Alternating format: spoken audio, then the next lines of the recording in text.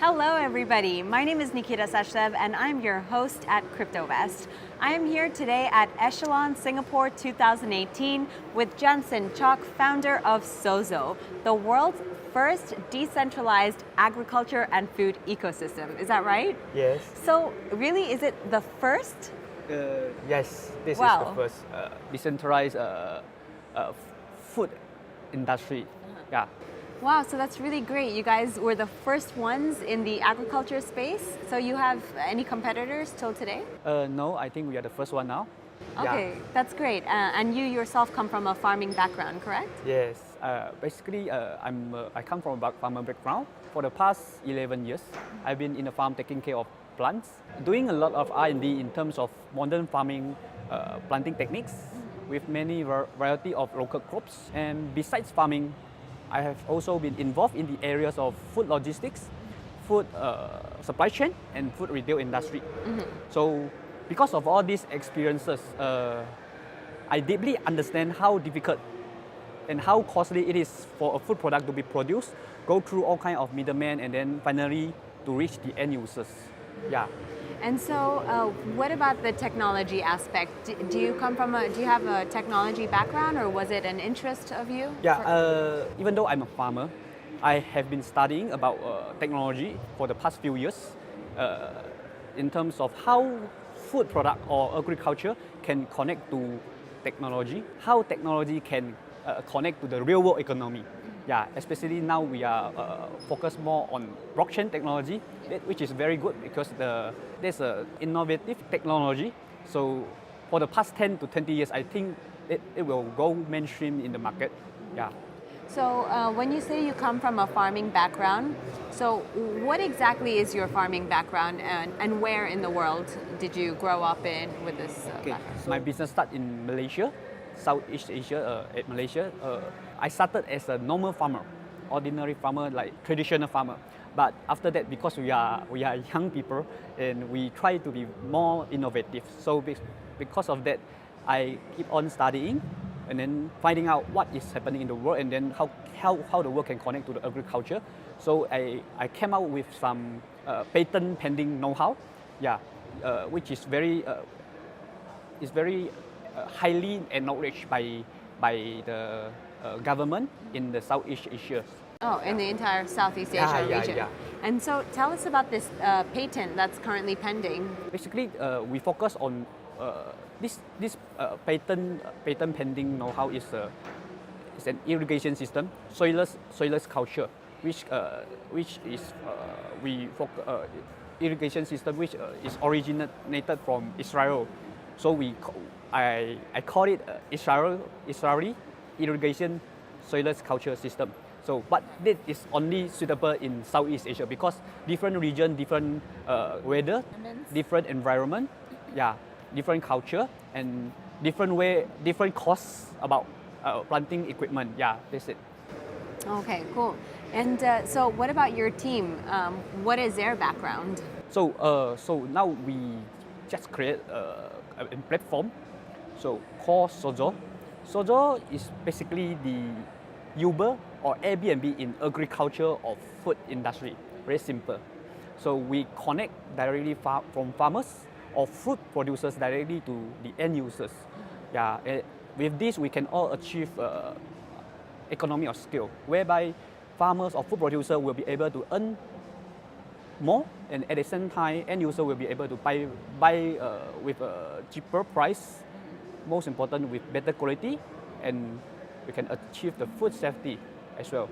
So do you kind of cut the middleman out in this whole agriculture supply chain? Okay, so for this, we will not we will not remove the middleman.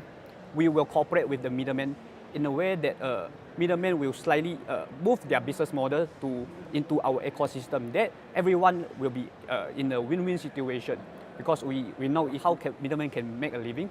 So that's why we come up with a business model which is suitable for everyone.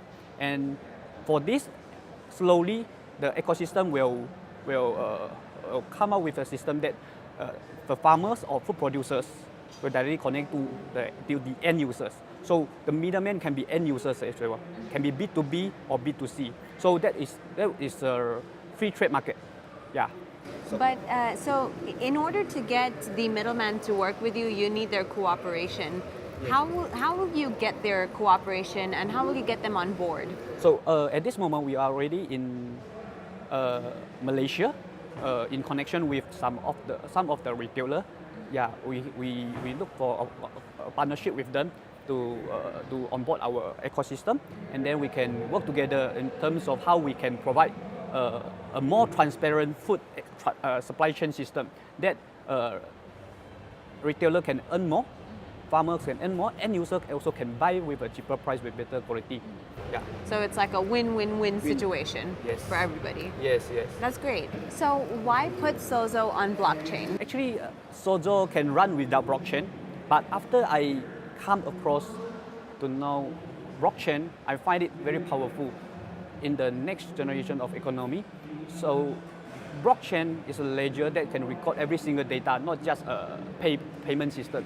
So in SOZO, we are going to provide a food tracking system whereby from the farm to the middleman, logistics, prices, to the end users, or even to the plate that we are eating, everything can be recorded in the blockchain system that very transparent, traceable, and instant. The data exchange can be very instantaneous and also immutable. That is very important. No one can change the data inside. This is very good in the supply chain. So because we do business, I don't trust you, you don't trust me.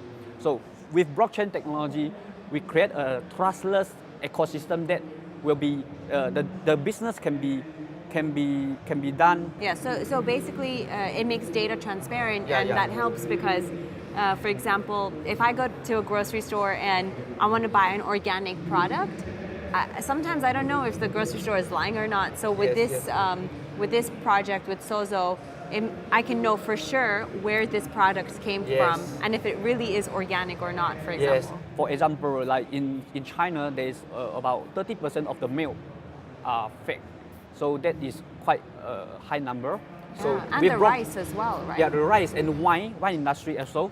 So with blockchain technology, we can trace the proof of origin, where the product come from.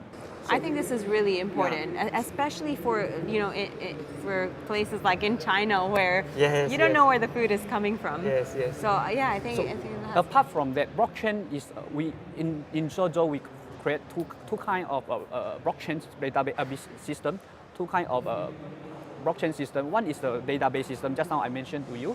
So another one will be crypto payment system. So we will come out with our token as well to sell in the market. So before we penetrate into the market, we must be able to solve the problem of the world. So to help farmers or food producers connect directly to the end users, and everyone win situation. Only that we have achieved, we can introduce our token for them to use. Yeah. So right now, you guys have already a lot of people on board with you guys in Malaysia. Yes. You have some powerful companies willing to work with you. How will you get people worldwide to join SOZO? So as I shared just now, so in today's ICO or blockchain project, most of the projects some of the projects they are too futuristic. When they launch their product, they only attract investors to buy their token and then to hold. That is not so healthy. So what if we come up with our token? The most important issue is that we need to get all our community to use our token. So before we get all the community to use our token, what we should do? We must solve their problem by providing an environment that is business friendly to everyone, so everyone can earn money. Not just one party. So in this bearish market that we are currently in, how will you attract investors to SOZO? As I mentioned, SOZO is not only mainly suitable for investors. When we focus on how to solve the problem of the world, and then by connecting everyone together into an ecosystem that we can work together and make money together, not only with investors. Definitely when investors they buy our token, they are an early investor. So we have the fund to develop our platform, and then we get all the users, their problem sorted out, and then they will start to use our token. That will be at a later stage. So the token value will appreciate in time, in the long term. So yeah. So what are the current trends that you're seeing in ICOs nowadays and in blockchain, and what are you guys doing differently? At this moment, yeah, 2018 is the same situation like as the year of 2000, internet revolution. So at that time, the similar situation happened that all the companies, they know the new technology, they rush into it, and then they still don't know how to connect technology to real world economy. So that's why more than 90% of the project failed at that time. So today, 2018 is the same thing happening. The history repeat itself, and for sure, for the next 10 to 20 years, there will be some giant companies to be born in blockchain. So yeah, let's see what will happen. Yeah. I like that comparison. It's definitely a lot like the internet revolution. Yeah. Well, thank you so much for joining us today, and it was really a pleasure learning about your project. For those of you who want to know more about SOZO, you can check out SZO.io. Thank you.